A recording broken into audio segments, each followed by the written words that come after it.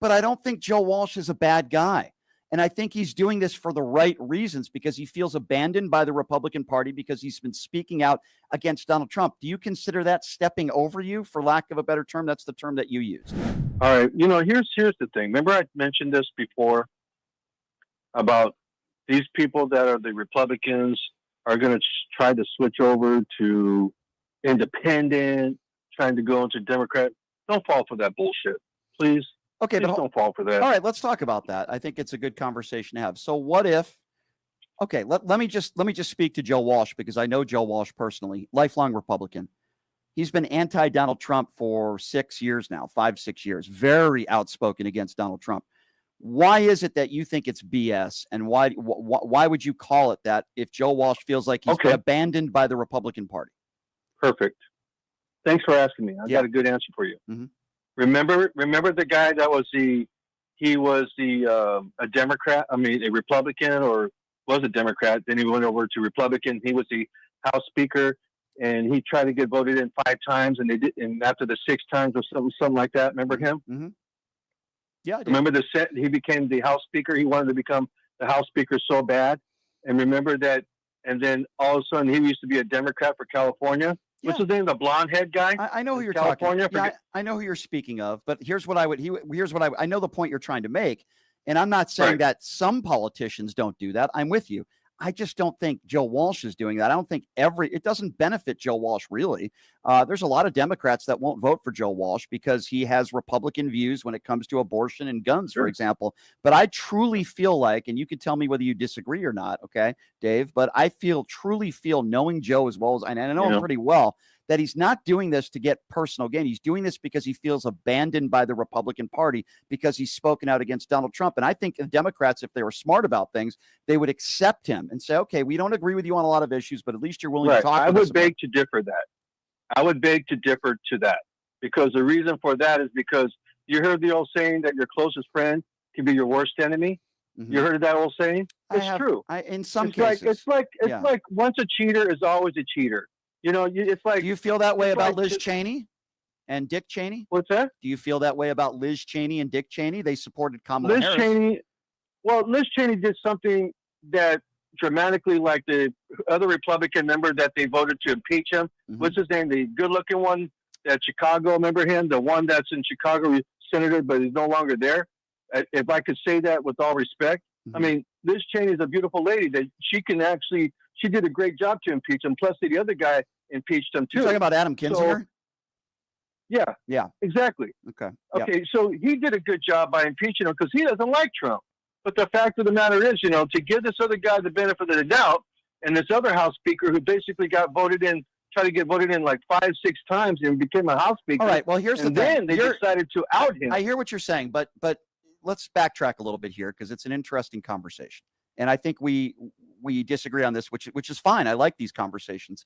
We both want the same thing. We want good people in office. Isn't it possible that people, though, can change their mind? Isn't it possible that it's not always an ulterior motive that they might have, that they might feel abandoned by the Republican Party? I have friends of mine that feel that they've been abandoned by the Republican Party. Can it just be possible that not everybody, but some people, maybe they're switching their party because they truly are anti-Donald Trump and they don't like where the Republican Party stands today? Can't that be possible? Okay, but you got to understand. There's a good statement that's always been said by a CEO. You got to find out what's the motive behind the motive, and then I don't take chances with anybody because I know that when I voted for Barack Obama, I could wake up in the morning in good hands, knowing the fact that he's controlling this country. Sure. And I voted for him twice because he's such one of the best president of all time since John F. Kennedy. Mm-hmm. But I'll tell you one thing. I don't like these Republicans at all. And I don't like that they can, All right, well, help me understand. They shake your hand with one hand. They stab you in the back with another hand. I understand. I don't like that. I just don't like that. I understand what you're saying. There's a lot of Republicans that I don't like either. Let's just try to focus on Joe Walsh for a moment. What has Joe Walsh done in the last 6 or 7 years where you say, boy, I really don't like that? That makes him a really bad dude. Now, I understand back in the day, he supported Donald Trump, but he flipped on him pretty fast. And he was one of the first Republicans to go public and say, I don't like what this man is doing. He's a threat to our democracy. He was one of the, so wouldn't we give somebody like Joe Walsh, even if you don't want him to be a Democrat, Wouldn't we give somebody like Joe Walsh a little bit of credit, knowing for literally the last 6 or 7 years, he has been blasting Donald Trump every day on national television? Yeah, like I said, but you know something? I'll tell you one thing. I always tell myself, and I always tell myself, I always give people the benefit of the doubt. But when you step over me, then I lose all respect. Okay, for you. But that's and what you know something. It takes a long time for me to respect you. I get it. Again, I understand where you're coming from. All I'm simply saying is this. You know where I stand on all the issues. I don't agree with Joe Walsh on a number of different issues, but on the most important fundamental issues, I agree with Joe Walsh on democracy, right? Freedom of speech, treating everybody with respect, regardless of sexual orientation or the color of one's skin. Yes, I disagree on some policy issues when it comes to abortion and gun control, but I don't think Joe Walsh is a bad guy. And I think he's doing this for the right reasons, because he feels abandoned by the Republican Party because he's been speaking out against Donald Trump. Do you consider that stepping over you, for lack of a better term? That's the term that you used. But see, he exactly. But he was abandoned by the Republican Party, but so did we. But the other guy that was a House Speaker, he basically abandoned the Democratic Party. The guy who's a senator, the one who was trying to be the senator. You know who he is. Yeah, I know. He abandoned the Democratic Party. All too. I'm saying is, are you kidding me, dude? I hear you, and in some ways, I agree with you. All I'm saying is, I think it's important to have I'm not saying you don't have an open mind. All I'm saying is, nobody's perfect. They could admit when they made a mistake. Heck, I didn't vote for Hillary Clinton in 2016. I didn't vote for Trump either because I didn't like either of them. That was a mistake. I owned it. People, if they own their mistakes, and Joe Walsh has certainly owned his mistakes. There was a time where he supported Donald Trump. I just feel like as a country, we can't agree. It's kind of hard, man. You know something? It's like saying that it's like saying that if you work for a job, if you work for CNN, you get fired and you're begging for your job back. Don't expect to get your job back. I'm sorry. I just can't. You got to face the music. Sometimes you got to pay for your, sometimes you got to pay your consequences, you got to pay your, I think Walsh has. I think Walsh has. And I think it hurt him politically doing what he's done. But all I would say is, I feel like we're wrapped up in, we have to agree with everything a politician says or does. I think there's a far cry between that. I'm going to disagree with Joe Walsh on some issues, but fundamentally, at least for me, are you a decent human being? Will you own the mistakes that you made? And right now, are you on the right side of history? And Joe Walsh, like I said, I will tell you one thing, Brian. I mean, even though that we beg to differ, we agree to disagree, on this one item.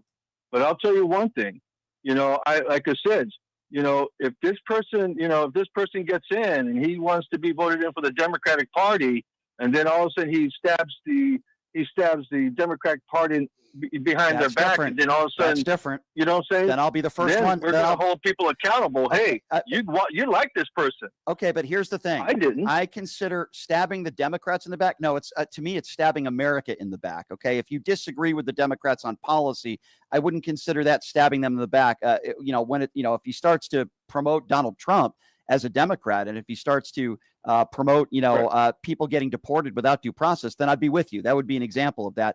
I think we should give him a chance. I'm just using as a no pun intended kind of deal. But here's the thing: to people out there like you, okay, and it's a good conversation. But to people out there like you that are very skeptical, I think that would be a fair word to describe your feelings on Joe Walsh. Here's what I would say to that. Okay, my opinion on this is as follows: is that give him a chance to prove himself, and if he doesn't. And if he makes a lot of mistakes along the way, okay, then let's call him out for that. All I'm simply saying is he's on the right side of history now. Give him a chance. He's on the right side of history. By the way, he's not somebody that just flipped a day ago or a week ago. He's been like this for 6 or 7 years. Joe Walsh has been very consistent the last 6 or 7 years, his feelings on the Republican Party. Here's one thing that I will tell you. He knows how to fight. Many in the Democrat Party need to learn that. They're not fighters. Joe Walsh can teach them how to fight.